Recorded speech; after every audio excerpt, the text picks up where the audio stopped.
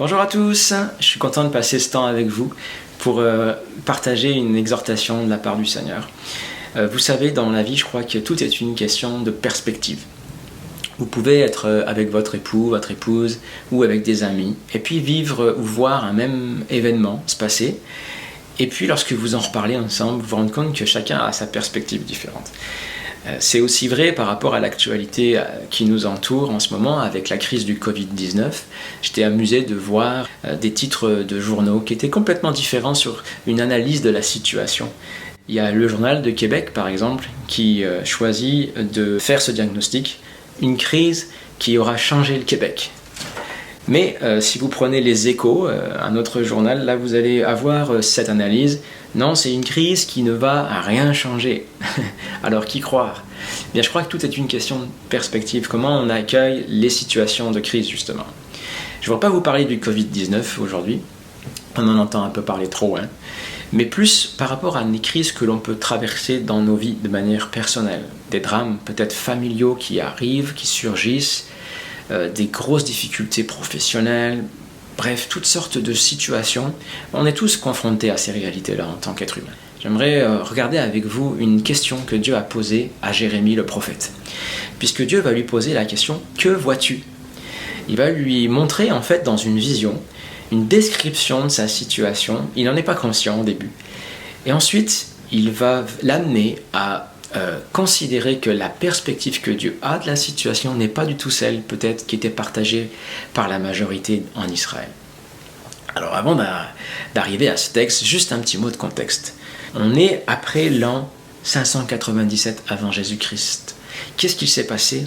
Un drame, un cataclysme national pour Israël. C'est que à ce moment-là, le roi Nebuchadnezzar est venu assiéger la ville sainte de Jérusalem.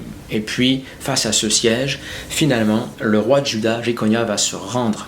Et le roi de Babylone va emmener en captivité, en exil, plus de 10 000 juifs qui étaient à Jérusalem, dans la Judée, notamment le roi, les princes, des charpentiers, des serruriers. C'est ce que nous dit le texte, pour situer la parole que Jérémie va recevoir. Et puis là, dans ce moment-là, alors que Jérémie est encore à Jérusalem, le Seigneur lui fait voir quelque chose de surprenant. Le Seigneur me fit voir, dit Jérémie, 2 corbeilles de figues posées devant le temple du Seigneur. Et voici que l'une des corbeilles contenait de très bonnes figues, comme les figues précoces de la première récolte, et l'autre corbeille de très mauvaises figues, qu'on ne pouvait manger tant elles étaient mauvaises. Le Seigneur me dit, « Que vois-tu, Jérémie ?» Je répondis, « Des figues. » Les bonnes figues sont très bonnes et les mauvaises sont très mauvaises. On ne peut les manger tant elles sont mauvaises. Jusque-là, Jérémie décrit ce qu'il voit. Et le Seigneur l'interroge. Que vois-tu ? Il lui donne non seulement une vision, mais il l'interroge sur cette vision. C'est parce qu'il veut l'amener plus loin. Et quelle est la suite du texte ? Eh bien, voici que le Seigneur va lui révéler la signification de cette vision. Il lui dit maintenant, « Ainsi parle le Seigneur, le Dieu d'Israël. Comme ces bonnes figues, ainsi je regarderai favorablement les exilés de Juda, que j'ai envoyés de ce lieu dans le pays des Chaldéens. Je veillerai à leur bonheur et je les ramènerai dans ce pays, je les bâtirai, je ne raserai pas, je les planterai et je ne déracinerai pas. Je leur donnerai un cœur pour qu'ils sachent que je suis le Seigneur. Ils seront mon peuple et moi je serai leur Dieu, car ils reviendront à moi de tout leur cœur. » Waouh ! Et c'est pas fini, ensuite le Seigneur va dire à Jérémie que la corbeille de mauvaises figues, eh bien ça décrit plutôt la situation de ceux qui sont restés à Jérusalem avec le roi de Juda, Sédécias, qui a succédé à l'autre qui était amené en exil, et il va annoncer sur eux comme un sujet de terreur, puisqu'ils vont être aussi disséminés, nous dit le Seigneur, et comme disparus de la terre. Alors c'est comme un choc pour Jérémie, vous imaginez bien, parce que dans cette situation, si lui il avait eu peut-être à donner la signification des 2 corbeilles par rapport aux 2 situations du peuple, ou si nous avions à le faire, la majorité on aurait dit les bonnes figues, les bons fruits, ce qui semble agréable et qu'on a envie de déguster dans la vie, c'est pas d'être amené en exil, c'est pas de vivre cette épreuve-là, cette crise-là où tu es déraciné de ta maison, tu es déraciné de ta patrie, tu n'as plus ta sécurité, ton confort, tu te retrouves comme apatride, exilé, c'est très inconfortable. Et c'est très douloureux, c'est une cause de deuil. Personne ne veut vivre ça. Et on aurait tous dit, c'est ça les mauvaises figues. Mais le regard du Seigneur est tout autre. Et il lui dit, tu vois, cette situation-là, en fait, c'est un panier, une corbeille de figues excellente. Excellente. Et le Seigneur dit même, moi, le regard que j'ai, c'est un regard favorable sur cette situation. C'est quelque chose d'assez surprenant. Vous savez, dans notre marche chrétienne, on a de la difficulté des fois à bien accueillir la réalité de la souffrance et du mal. Et je crois dans notre contexte occidental, encore plus de difficultés à comprendre, à avoir un rapport sain, biblique, éclairé sur notre rapport à la souffrance et au mal. Souvent, on voit cela comme un ennemi. C'est comme si on avait une approche dualiste dans notre marche chrétienne. Il y a le bien et il y a le mal. Il y a le noir et le blanc. Il y a le chaud et le froid. Et il y a Dieu et le diable. Mais là, on se trompe en réalisant qu'on dit ces choses-là, on fait l'égal de Dieu, le diable, ou l'opposé, alors qu'en fait, il n'y a rien de comparable entre le diable et puis le Seigneur. Le Seigneur est bien au-dessus de notre ennemi, de l'ennemi de notre âme.